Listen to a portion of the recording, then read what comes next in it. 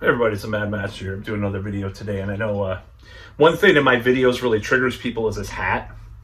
I've noticed I got a lot of comments about it. So this is, I'll explain just a brief mention of this because I don't really give a shit what people think. In fact, if it causes some polarization, amongst people, I'm glad. I'm glad it triggers you so much. So I've been called everything from gay to looking like Brian Johnson with the hat. And I'm just going to be like, well, whatever. The basic idea of this hat is that I watched this Dreamer Deceiver documentary about Judas Priest trial, the Judas Priest trial in the early 90s with, this Eric Granson guy. And I was like, so I play this like Hesher character from the 80s in a role-playing game, in World of Darkness role-playing game. I was like, that's the hat he would wear because he worships Judas Priest and stuff. So actually he has a Venom jacket in the game, but a Venom backpack. But anyways, so that was the whole, I was like, I'm just going to buy that. I already had a hat because I bought these aviator glasses of this 80s rock kit from Amazon. And I've decided to buy a real one. I thought it looked cool with my very receding hairline. So, which I'm eventually going to get hair implants for, maybe. I don't know. It's not as bad. I mean, when I blow dry my hair, when it dries a certain way, it doesn't look as bad. But anyways, that's about all about that. I don't give a shit about that. So this video is not about my hair or about my hat. This is about a little band called Deicide, and Glenn Benton's recent comments about metal musicians all looking like Weezer dudes nowadays. Now, this has been kind of a thing amongst a lot of old diehards, or not so old diehards, like Justin Horville has talked about this. So I think, and it's like that shirt says, make metal dangerous again. I kind of tie it all into this whole thing that metal for the last 25 years has been, kind of an it's kind of become kind of more establishment, and case in point, I was reading this article about Melissa from Merciful Fate, like their anniversary or whatever from last year. And the guy had to mention politics about it. Like, well, it seems quaint in the face of fascism in America. It's like, that's the type of person that's gotten into metal the last few years or we're already, maybe some of them are already into metal, is this kind of like, I described it as like a middle class white dude. Not, there's a lot of women getting it, the women are into it too, but I'm just saying, like, this specific archetype or type, middle-class white dude with, like, ear gauges, into hardcore punk, but got into metal and plays in sort of a metalcore, mellow death hybrid band, maybe a little black metal, maybe hipster black metal, as they call it, maybe Death Heaven kind of fan, or whatever. And, they're vegan, and they have, like, a Macintosh Apple, the computer company bumper, little sticker on their bumper of their car, bumper sticker or whatever, and very mainstream in this certain aspect of their life, like very, it's not supposed to be a political thing, it's more of a class thing. I've said that before. So when you have all these middle class, like former skater, hardcore, metalcore kind of people go into the metal scene, there's nothing wrong with it, because hell, I was listening to Suicidal Tendencies and DRI, even though they were more working class kind of skater guys, probably. Back in, I shouldn't have said that word, but it's a band. It's a band. Okay.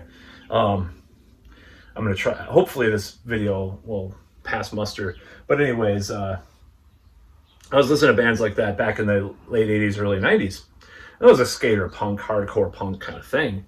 But, this hardcore thing that came in, the 80s and more of the 90s, like the pop punk kind of crowd, they all have short hair, and a lot of them are straight edge, and, this like kind of thing. It's kind of this kind of thing kind of became more of an aesthetic appeal to a lot of people. So whilst I do not hate, obviously, like most of the thrash bands were liberal or left with leading in the 80s and stuff. I mean, you just, other than like maybe Agnostic fronted it, Billy Milano, people like that, they weren't as left leaning, or they didn't consider themselves that. But you have DRIST to say that. Maybe Glenn Danzig was a little bit more like weird too, in some weird libertarian way. Read some of his interviews, I mean, he's just he's just anti everything. But anyways, that's kind of cool. That's kind of where I'm at. So, but, you have this kind of thing. Or you like, what's that dude, punk rock MBA kind of people, like they're into the YouTube guy. They're into the metal scene. And, there's a certain look associated with that. Now, do I think that the pendulum, do I think it matters what the hell you wear if you play heavy metal or listen to metal? No, I do not. I remember what it was verboten to have short hair, and Rob Halford, because of his hair loss, basically just made it okay. Or, that was part of it. I think he did cut it shorter too, but he was in the biker gay scene too, but, or the S&M scene. So, which I am not, by the way, even though I wear this hat. But, people are like,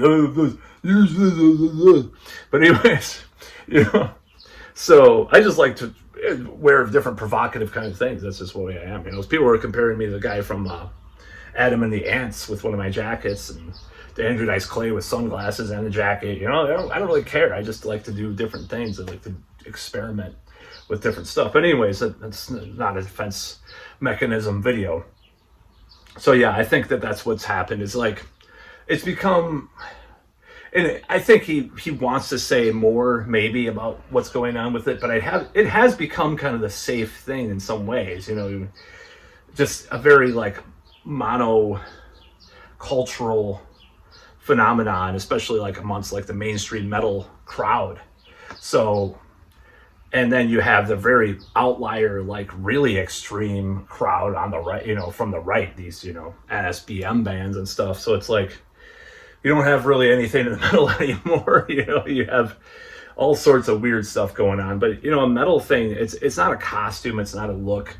But at the same time, I think it has become, it's just like in the 90s, me and a friend were talking about this, like, well, the grunge bands said you couldn't listen to shred anymore, you couldn't, why could both not coexist simultaneously? Why couldn't, not Invade Malmsteen, but why couldn't Iron Maiden still play at bigger venues in the 90s alongside, not at the same time as Pearl Jam, but alongside, those bands, maybe Pearl Jam be playing one arena and Iron Maiden, but no, it just had to had this, it's lopsided all the time. So I think the metal scene has become a little more lopsided with these attitudes and stuff. It's like, I think basically like some of his attitudes, Glenn Benton, that is that, nothing's really shocking people anymore. Nothing's like, because it was a shock merchant in the 90s. He was going to do something, a certain thing that Japanese pilots used to do in World War II, supposedly. Because I'm not going to mention that name on YouTube, because I'll be a little under thing on a little disclaimer on my video. He used to threaten to do that at age 33, and he was a Satanist and all this stuff and all this crazy stuff. So he's original shock merchant from the 90s alongside Gigi Allen and Marilyn Manson. Maybe, in a way, those three of the biggest shock guys of the 90s, in certain ways, other than like, unless you're going like really hardcore far right, like underground, but like middle mainstream underground, those three guys. And actually two of them threatened what I said at one point. Marilyn Manson never did, but anyways. So it's pretty funny to hear these words from this guy, and it's like, I think it's fine these statements are funny. It does look like a bunch of Weezer dudes, a lot of them. I used to look like that too more, I kind of sold out in 2006 because I read The Game by Neil Strauss and I wanted to become a pickup artist. It's a long story. And I cut all my hair and I had this little soul patch. It's so gross. And I was like really fat at that point. So it just looked really stupid. Wore these nice shirts and stuff. And then I sort of got into like these rockabilly shirts and stuff and grew my sideburns back. And, just like it kind of goes in these waves and stuff. But last time I had truly super long hair was 2006. But anyways, I'm not going to go into that. But yeah, you're rambling again. Well, whatever. So yeah, that's what I think about that whole subject of Glenn Benton, questioning people's looks. It's just like, maybe it's a little bit foreign or alien to him that metal could be more about just like lawn banging heads or lawn some heads are going to roll. No, I'm just kidding. Anyways, no. Anyways, it's more about, you know, like banging your head with long hair, you know, in front of your face and stuff. You know, people could look different in metal. There was always people that didn't have long hair in metal and stuff, but Weezer looking guys. Yeah. American society of men, masculinity, like I've said, I think it's gone too much. The pendulum's gone too far in one direction.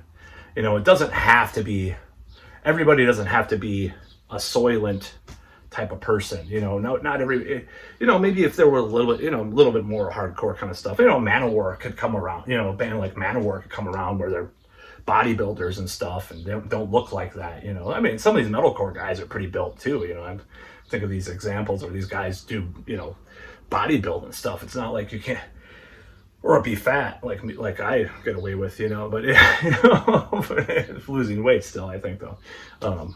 But yeah, I reached a plateau and then I stopped losing weight, but I'm trying to do it again. So yeah, I don't think it has to be one look. There doesn't have to be one thing about metal. Like Glenn Benton is kind of flawed in saying that, but at the same time, has it become that too much to be cringe at times? Yes.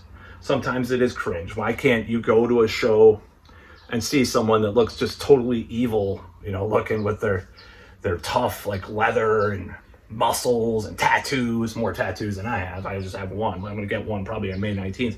But anyways, you know, it's, you know, all this stuff. Why can't they be like a little bit more evil and scary, you know? And again, I mean, why can't they shock parents? I mean, I can never imagine like going to like at least when I was a teenager, like going to a Slayer show with my dad. You know, that would have been just, you know. But then again, you know, people bond that way. That's cool. You know, if your dad's cool. But maybe just my parents were kind of like from a different place than I was coming from, even though I was partly coming from the same place. But anyways, that's a weird thing. It's a weird thing to say, but I just don't. Like, we've been, you know, as adults, we're better. But when you're a teenager rebelling against your parents, that's gone to some extent amongst this younger generation, other than like some of the like woke versus unwoke things, maybe, I don't know.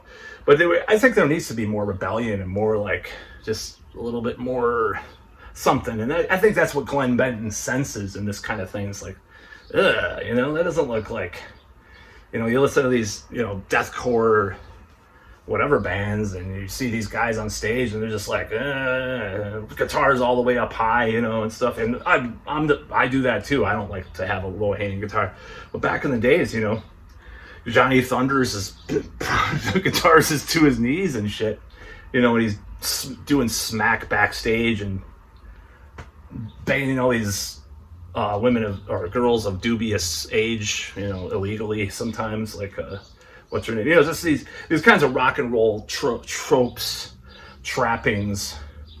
It's just like it's probably gone forever, but it kind of fit. And I'm not talking about metal. I'm just talking about rock and roll. It's like this dangerous thing, like New York City in the '70s. You know, it's like or maybe a little bit, maybe a little overblown about it being dangerous now. It's less dangerous than it was in the '70s. 2,000 a year murders in some of these cities, but I'm actually. Versus like 300 a year. I mean, maybe it went up a bump a little bit, but it's like, speaking of, people don't do bumps anymore. I would never do a bump, but anyways, you know, I miss when it was rebellious and scary and something to be taken seriously. Like you thought your kids were going to be corrupted by heavy metal, you know, but now you have these like politically correct vegans, and there's nothing wrong with vegans. Carcass I think they were just vegetarian, but you know, they were talking about that stuff, but it was edgy back then, you know. It was kind of like, ooh, what are these guys doing this stuff about? It's like all about this like weird medical terminology in lyrics, and they're trying to like make a point about eating meat and stuff like that. It's like, whoa, that's crazy, you know? And when a band does more stuff like that in like the political realm, like these Antifa black metal bands and stuff, it just seems so cringe. It's like Striper coming out and talking about Jesus, you know, in metal. It's like the same kind of thing. Just something's uneasy about it. But I don't know. See, I don't have an answer for what could be rebellious or what should they just be traditional and just look like old school death metal guys, you know, in bands and stuff. I'm not saying that, but I think it has just gone a little too far into this realm of, you know, it's like, yeah, you could just like, And there's a lot of weird jobs that people have now too, where you can't, there's less of a, part of it, honestly, is probably because of the great, the outsourcing, because you get a job, it's a desk job where you have to have short hair. Back in the day, you're probably a construction worker, working in your, working part time and doing your death metal gig on the side. You're like, yeah, man, I'm gonna play some brutal death metal at the end of the day, man. I can't wait. I'm getting some pussy too, Now it's like, yeah, hello, have you paid your Sprint bill today? I'm drinking a soy latte. I'm gonna go to the BLM protest. But yeah, anyways, that's about all.